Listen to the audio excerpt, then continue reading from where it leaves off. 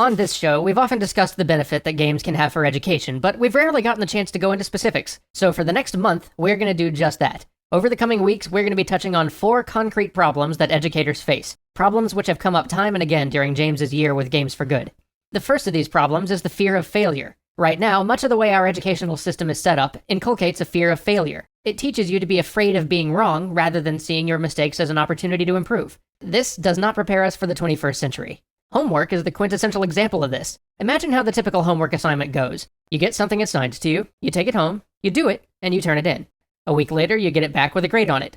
No chance to revise or redo, because by the time you get it back, it's time to move on to the next thing. You better have gotten it right on the first try, or you're simply punished with a bad grade. Often, homework serves more as an assessment than a learning opportunity.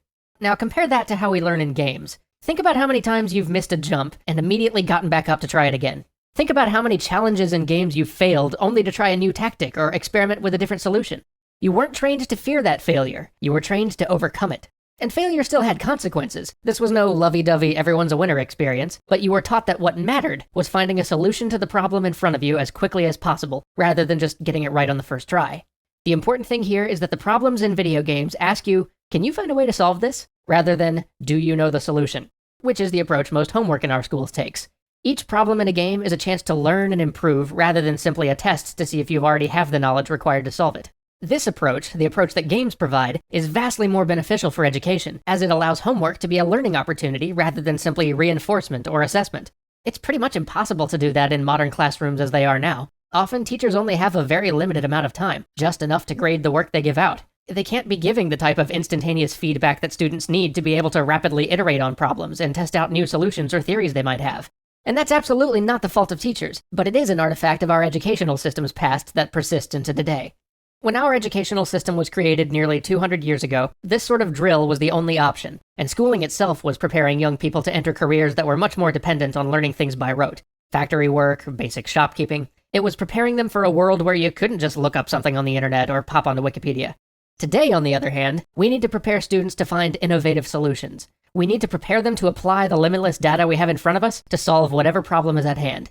It doesn't matter if it's a job in IT or the most esoteric medical research. Almost all of our decent jobs today require innovation. They require you to find answers to problems you've never seen before. And for that, you need to see failure as an opportunity to learn rather than something to be afraid of.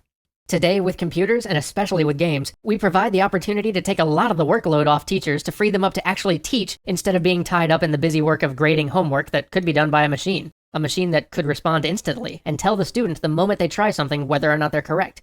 With games, especially digital ones, we provide the opportunity to create that rapid feedback cycle that allows students to focus on iterating on their mistakes and learning through their failures. So we don't simply present them with assessments, but rather use our assessment time not only to assess, but to provide learning opportunities. So when somebody asks you why we should consider using games in schools, absolutely tell them how much more engaging we can make the classroom, but that's something they probably already know. So also tell them that we can finally do away with a classroom that instills in students a fear of failure. That we can finally be done with a classroom environment that discourages students from taking risks that lead to discovery, and instead prepare them to innovate for the future. That we can free teachers of the burden of creating rote homework and instead let them focus on their real job, teaching. That through games, we can get kids experimenting, exploring, and discovering freely, and perhaps through doing so, get them to love learning rather than fear it. I'll see you next week.